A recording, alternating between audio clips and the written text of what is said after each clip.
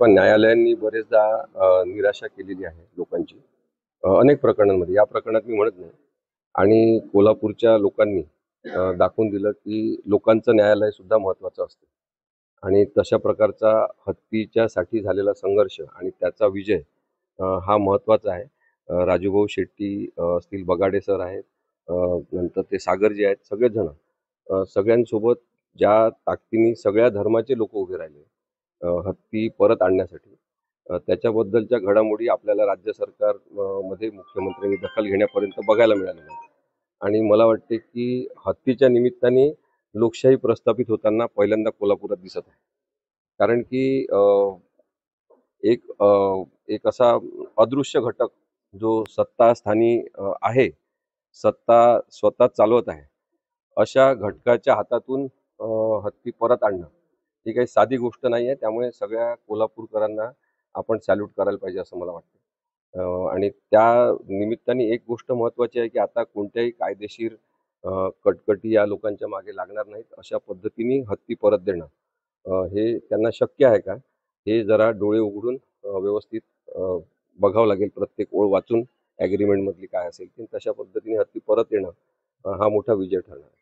तर याआधी ह्या सगळ्या संदर्भात बाजू मांडताना वकील मग कमी पडले म्हणायचं काय, कारण रोहित पवार यांनी देखील त्या संदर्भात वक्तव्य केले आणि वकील बदलून तुम्हाला त्या ठिकाणी वकील म्हणून नियुक्त करावं अशा पद्धतीचं देखील त्यांनी वक्तव्य केलं. नाही, मग ॲडव्होकेट सुधांशू चौधरी ज्यांनी केस चालवली ते माझे मित्र आहेत, वर्गमित्र आहेत. आणि मी त्याला आधीपासून ओळखतो. अत्यंत प्रामाणिक, हुशार आणि चांगला माणूस आहे. मी हे वारंवार सांगण्याचा प्रयत्न करतो की कोणी किती हुशार असेल, कायद्यामध्ये काय म्हणतो त्याला आपण माहितीगार असलेला असेल, तरी सुद्धा अशी परिस्थिती झालेली आहे की एक तिसरा घटक आपण विसरतो, न्यायाधीश, न्यायव्यवस्था. म्हणजे वकील बाजू मांडू शकतो, पण बाजू मांडूच दिली नाही तर काय करणार? आणि वकील बाजू मांडू शकतो, पण ती ऐकूनच घेतली नाही तर काय करणार? किंवा जे दुसऱ्यांचं कोणाचं ऐकायचं आहे तसं ऐकून एखादा निर्णय ठरूनच बसलेले असतील तर काय करणार? असे काही न्यायाधीश आहेत, पण अनेक न्यायाधीश चांगले आहेत म्हणून न्यायव्यवस्था सुरू आहे. आणि त्यामुळे वकिलांचा आता प्रश्न उरला नाही. राजूभाऊ शेट्टी किंवा बाकी सगळ्यांनी ज्या पद्धतीने याच्यामध्ये मध्यस्थी केलेली आहे, सरकारने सांगितलं की आता माधवी हत्ती आपल्याला परत देणार. परत देताना काही सोयीसुविधा इथे असल्या पाहिजे. त्याच्यासाठी खर्चाची तरतूद कोण करणार, त्या कशाप्रकारे तरतुदी असल्या पाहिजे आणि हत्तीचं जीवन अधिक चांगलं होईल यासाठी काय करायचं, याबद्दलचे अटी, शर्ती, नियम हे ॲग्रीमेंटच्या स्वरूपात येतील. परंतु मी यांना सगळ्यांना एवढं सुचवलं की कोणत्याही त्रयस्थ व्यक्तीचे अधिकार जमिनीवर, या मठाच्या संपत्तीवर आणि हत्तीवर निरीक्षण करणाऱ्या लोकांचा सुद्धा अंतर्भाव त्याच्यामध्ये, त्या लोकांचा नको. हे इंडिपेंडेंटली सगळं मठानीच केलं पाहिजे, लोकांनी केलं पाहिजे. एवढीच काळजी घ्यावी लागणार. खरं तर ह्या सगळ्या कोर्ट कचेरी हे सगळं डिले होईल आणि हत्ती इकडे यायला पुन्हा उशीर होईल अशा पद्धतीची एक शंका लोकांच्या मनात आहे. हे लवकरात लवकर कसं होऊ शकतं? नाही, बघा, आता अंबानी समूहाने वनतारातर्फे तो हत्तीचा हट्ट सोडायचं ठरवलेला आहे असं सांगण्यात आलेलं आहे.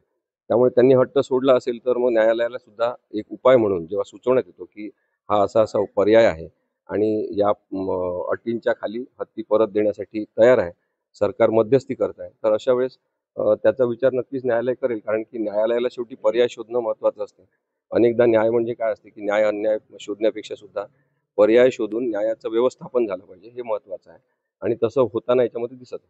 पेटा आणि एचपीसीला देखील यामध्ये विश्वासात घेऊन हे सगळं करावं लागणार. पेटाला विश्वासात घ्यावं, त्या हाय पॉवर कमिटीला विश्वासात घ्यावं, माझं त्याच्याबद्दल काही मत नाही.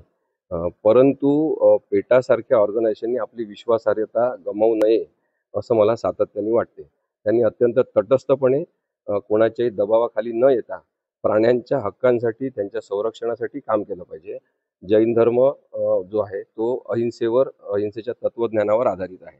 आपण जर बाहेर फोटो पाहिलात, लोकांना आश्चर्य वाटते की वाघाचं दूध पिताना गाईचं वासरू आणि गाईचं दूध पिताना वाघाचा बछडा, हे साधारणतः हे चित्र नसते. हे समाजाला अपेक्षित असलेलं धर्म संस्कृतीचं प्रतीक आहे. अशा समाजामध्ये परत हिंसा होते असं म्हणायचं, दुर्लक्ष होत असेल, काही गोष्टी सुधारणा करण्यासाठी योग्य असतील त्या सुधारणा करण्याची संधी दिली पाहिजे. लगेच समाजातल्या सगळ्या लोकांना त्यासाठी आरोपीच्या पिंजऱ्यात टाकायचं आणि मग हत्ती हिसकावून घेतल्यासारखं करायचं, हे वातावरण याच्यानंतर नसलं पाहिजे, याची पेटाने काळजी घेतली. पर्यावरणाचं आपण काम करता, अनेक लढता, ग्रीन ट्रिब्युनलमध्ये अनेक आर्ग्युमेंट आपले झालेले आहेत. कोर्टामध्ये कुठल्या मुद्द्यावर कोर्ट ऐकलं असं वाटतं? कारण आपण पाहिलं की सुप्रीम कोर्टानं आता एकदा निर्णय दिलेला आहे. तर राष्ट्रपती त्याच्यामध्ये हस्तक्षेप करून हा निर्णय बदलू शकतात. असे काही प्रकरण यापूर्वी झालेले आहेत. पण यापूर्वी झाली असती, पण या प्रकरणाबद्दल बोलत असताना हे एक वेगळ्या वळणावर आता प्रकरण आलेलं आहे. मी जसं मगाशी म्हटलं की पर्याय सगळ्यांतर्फे सहमतीने जेव्हा कोर्टासमोर सादर करण्यात येईल आणि रिव्ह्यू त्याच्याबद्दलचा करावा अशी विनंती करण्यात येईल, तेव्हा न्यायालयाला सुद्धा कोणत्याही अडचण त्याच्यामध्ये असणार नाही. कारण शेवटी हत्ती हा केंद्रस्थानी आहे. हत्तीची सुरक्षा, हत्तीचं जीवन चांगलं होणं आणि हत्तीवर अन्याय होणार नाही, क्रूरता होणार नाही हे बघणं. हे जर सगळं होत असेल तर मग न्यायालयाला त्याच्या संदर्भात तसा निर्णय देण्यासाठी काही प्रश्न निर्माण होणार नाही असं वाटतं.